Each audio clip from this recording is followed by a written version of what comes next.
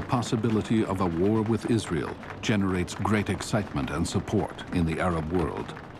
A victory will undo the humiliation of Israel's very existence. Kuwait pledges its army to the United Command, along with Algeria, Tunisia, and Morocco. Even a bitter opponent of Nasser, King Faisal of Saudi Arabia, joins the cause. Will Saudi Arabia go to war against Israel? We are ready to go to the furthest extremity, war.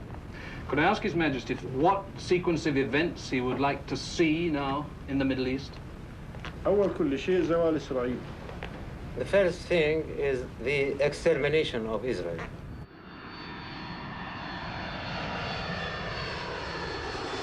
Jordan is not yet part of the Arab coalition, but this changes on May 30th, when King Hussein flies to Cairo to sign a defense pact with Nasser. Although the two men have not spoken in years, Hussein feels he has no choice but to join Nasser's war plan. He must protect his image as a nationalist Arab leader and protect his country in case of war. King Hussein felt that to defend the West Bank, he needed Arab support. That Arab support wouldn't be forthcoming unless he mended his fences with Nasser, because that would alleviate the pressures, that would stop the propaganda against him.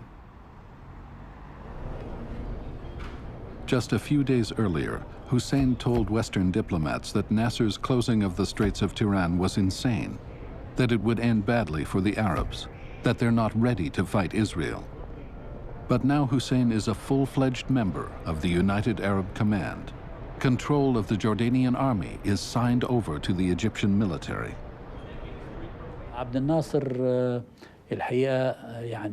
This level of enthusiasm King Hussein showed surprised Nasser, and he never forgot this for the rest of his life. This alliance means that Israel will need to protect its border with Jordan. Although Jordan is not a major military power, its Arab Legion fights well. More importantly, Jordan's alliances with Iraq and Saudi Arabia can bring more men and tanks into the war against Israel. In just 2 weeks, Nasser has ejected the UN forces from the Sinai, blocked the Straits of Tiran, and given new life to the dream of eliminating Israel. The entire Arab world is behind him.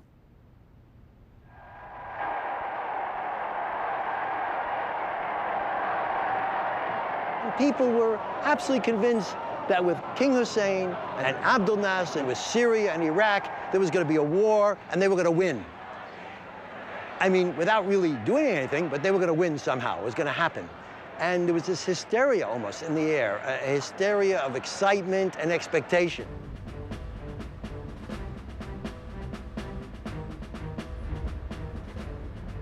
On June 1st, 4 days before the war, Eshkol breaks down and finally agrees. He will give up the defense portfolio. Moshe Dayan becomes the new Minister of Defense. Dayan had incredible personal charisma. He was able to hypnotize the public. Even if one day he said one thing and the next day the opposite. A big part of his success as Minister of Defense was the fact that he projected a sense of confidence to the army and the nation. People felt safe with him.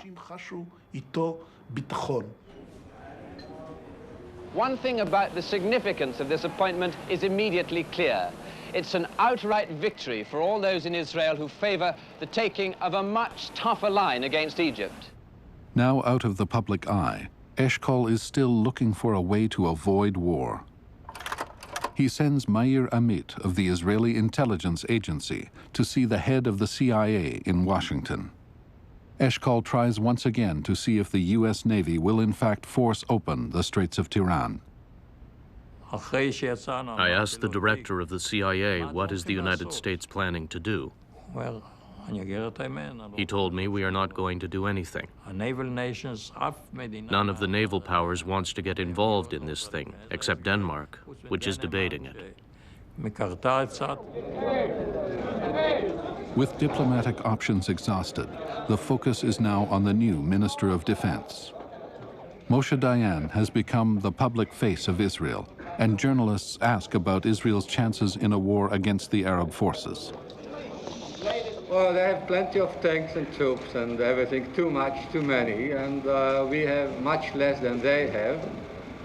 Much depends, of course, where is the battle. The next day, June 4th, Eshkol convenes a critical cabinet meeting. But Dayan takes charge. We cannot lose the initiative. The situation gets militarily more complex. It does not matter who will shoot the first shot. We have to act, and act as quickly as possible.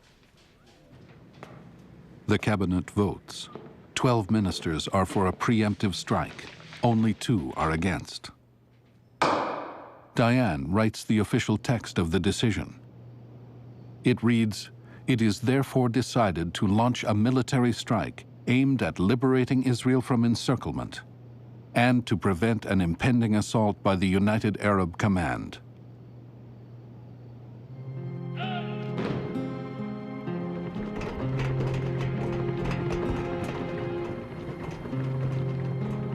Yitzhak Rabin, recovered from his collapse, drills his army and air force relentlessly.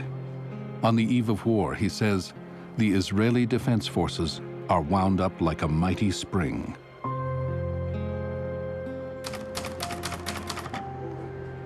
On the last night of peace, Eshkol writes to the 2 superpowers. In a note to Soviet Premier Kosygin, he pleads for Russia not to intervene on the side of the Arabs. In his other note, he calls President Johnson the greatest friend of Israel and asks him to keep the Soviets in check.